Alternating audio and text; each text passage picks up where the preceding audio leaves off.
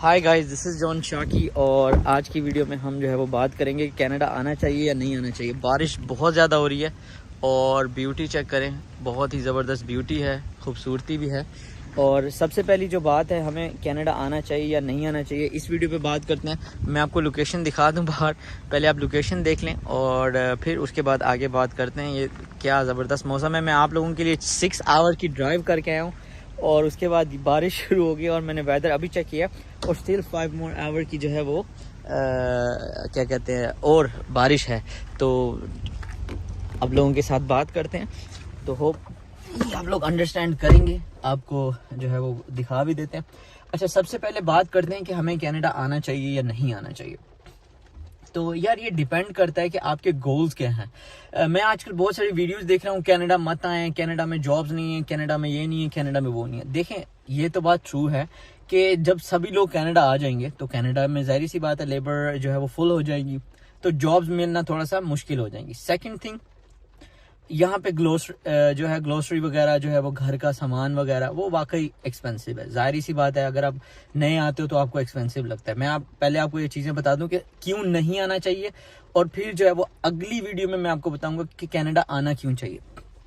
Second thing, अगर आप सामान अपना घर का लेने जाते हो तो आपको कितने का मिलता है। तो अगर आप मतलब पूरे घर की ग्लोसरी वगैरह करते हो, घर का सामान वगैरह खरीदते हो, जैसे प्याज, टमाटर, नमक, मिर्चें, चावल वगैरह, या पूरा दालें जैसे हम अपने कंट्री में लेते हैं, इंडिया में लेते हैं या पाकिस्तान में या जिस भी कंट्री में, तो हमारा जो है वो 30,000 40,000 का सामान जो है वो पर मंथ में आता है। तो अगर यहाँ पे बात करूं तो आपको $500 का जो है वो पूरे मंथ का सामान जो है वो $500 to $700 का पूरे मंथ का सामान पड़ता है 1 से 2 लोगों का, क्योंकि एक बंदा भी उतना ही खाता है, 2 बंदे भी उतना खाता है। अगर हांडी पकती है, सालन पकता है, तो चावल पकते हैं, तो वो भी उतना ही एक बंदा खाता है, और 2 होंगे तो भी उतना खाता है। मतलब 2 बंदे होंगे तो 700, एक बंदा हुआ तो 500 के करीब, मतलब 500 से 700 आप ये लिख लें कागज पे।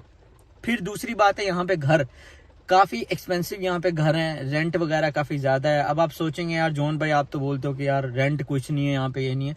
तो यार डिपेंड करता है। अब इसमें 2 तरह के लोग होते हैं। एक होते हैं लग्जरियस लाइफ वाले लोग, मतलब जिन्हें अकेला रहना पसंद होता है। एक होते हैं मतलब जो जैसे हम दुबई, कतर, कुवैत, ओमान में, या आप अगर हॉस्टल में रहे हो तो आपको पता होगा कि एक कमरे में 4-5 लोग रहते हैं। तो अगर आप लोग रहना चाहते हो अकेले, जैसे मैं लाइफ गुजारता हूँ, मस्त गाड़ी, मतलब मस्त रहना सहना, हर चीज जबरदस्त अप टू डेट होनी चाहिए, तो फिर आप मान के चलो कि $1,000 जो है, 700 आपका गया खाने में, अगर आप मैकडोनल्ड ये वो सारा कुछ खाते हो, और उसके बाद $1,000 जो है वो आप मान के चलो कि आपको घर का रेंट देना है। ठीक है, इसके अलावा जो खर्चा है, अब देख लें टोटल खर्चे आपको बता रहा हूं। इसके अलावा $50 अगर आप मोबाइल यूज करते हैं, आप 1 मंथ का पैकेज कराते हैं, आप अगले मंथ में पैकेज नहीं भी कराते, कंपनी को आपने $50 देने हैं। जो मेरा पैकेज है वो $60 का है, क्योंकि अनलिमिटेड इंटरनेट में यूज करता हूँ, बहुत ज्यादा वीडियोस अपलोड करनी होती है, वीडियो बनानी होती है। मगर आप अपने यूजेज के हिसाब से $20 वाला भी ले सकते हैं और नॉर्मल भी ले सकते हैं। सेकंड वीडियो में मैं आपको बताऊंगा कि क्या फायदे हैं और कैसे आप पैसे बचा सकते हैं। ये क्लियर हो गई चीज। तो कितने हो गए आपके $1,760। ठीक है, इसके अलावा गैस के हवाले से बात करें, जिसे गैसोलीन कहते हैं, जिसे हम पेट्रोल भी कहते हैं, तो यहाँ पे जो आपकी गैस है वो आपको पड़ जाती है, मान के चलें कि अगर आप 3 दिन गाड़ी चलाते हैं, 3 दिन गाड़ी मतलब नॉर्मली घर जाते हैं, आते हैं, थोड़ा बहुत घूमा, क्लब गए, पार्टीज गए, तो आपको उसका $30, मतलब एक टैंक फुल होता है जो 3 दिन चलता है, और कुछ लोगों का 7 दिन भी चलता है। तो यहाँ पे आप $30 जो है वो हिसाब से कर लें, $300, ये चले इसको भी कम कर देते हैं, $250 जो है वो आप और ऐड कर लें पेट्रोल का, $250 पेट्रोल का ऐड कर लें। और उसके बाद हर महीने की इंश्योरेंस आपकी गाड़ी की, अगर आप न्यू आए हैं तो यहाँ पे आपको गाड़ी की जो इंश्योरेंस है वो $800 की पड़ेगी 6 महीने की, या आपको $700 की पड़ेगी। मिनिमाइज भी कर लें, बिल्कुल मिनिमम कर लें तो $120 आपके हर महीने के आपकी गाड़ी के ये और चले जाएंगे। तो टोटल $370 विद गैस और प्लस इंश्योरेंस आपकी जो है वो गाड़ी की चली जाएगी। तो आप अब इसको कैलकुलेट कर लेंगे 21-2200 के करीब जो है वो खर्चा बन जाता है। बाकी जो आपको बचते हैं $800 से $900, ठीक है। वो अगर आप करते हैं बिल्कुल नॉर्मल और थकी हुई जॉब करते हैं, ठीक है। तो अगर आप अच्छी जॉब करते हैं, जैसे कि अब जिन लोगों का ये खर्चा होगा तो कम से कम वो अच्छी जॉब करेंगे, वो कम से कम 4000 कमाएंगे, ठीक है। मतलब कि अगर 2200 खर्चा किया तो $1800 सेव अमाउंट करते हैं, बिल्कुल स्ट्रेट सेव अमाउंट। तो आप इसको पाकिस्तानी में, इंडियन में कैलकुलेट कर लें कि यार ये मैं उन लोगों का बता रहा हूँ जो लोग हर लोग जो है ना वो रोना शुरू किया हुआ है कि जॉब्स नहीं है, जॉब्स नहीं है, जॉब्स नहीं। इसके अलावा यहाँ पे और क्या खर्चा है?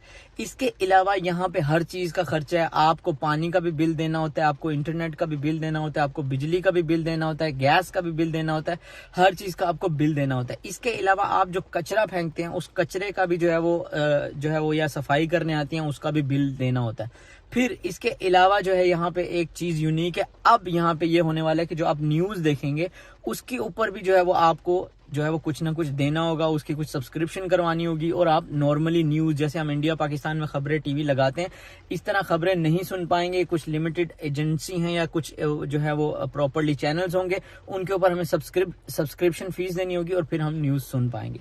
और नेक्स्ट चीज, कपड़ों की बात करूं मैं, कपड़े अगर यहाँ पे नॉर्मल मतलब सस्ती शर्ट ली जाए तो $25 की शर्ट मिलती है, और पैंट ली जाए $35 की मिलती है। और ये मैं आपको सबसे सस्ता, जैसे हम कहते हैं ना थक्का हुआ माल कहते हैं, अगर जिस तरह की मैंने अब ये शर्ट पहनी है तो ये $55 की शर्ट है, और पैंट मैंने $70 की पहनी हुई है, और जो मेरे शूज हैं वो तकरीबन $310 के शूज हैं।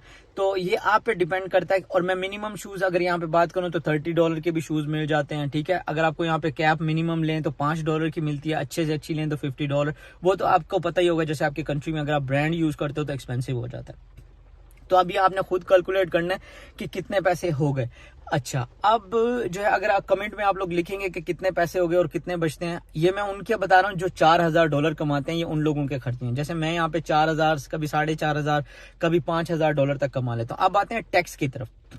अगर आप यहाँ पे $1300 कमाते हैं एक वीक का, $1300, दोबारा सुन लें, $1300 कमाते हैं तो आपको 110 जो डॉलर हैं वो आपको घर लेके जाना है। बाकी जो है वो $290 आपका टैक्स में चला जाएगा पर वीक, पर मंथ नहीं कह रहा हूं मैं, पर वीक।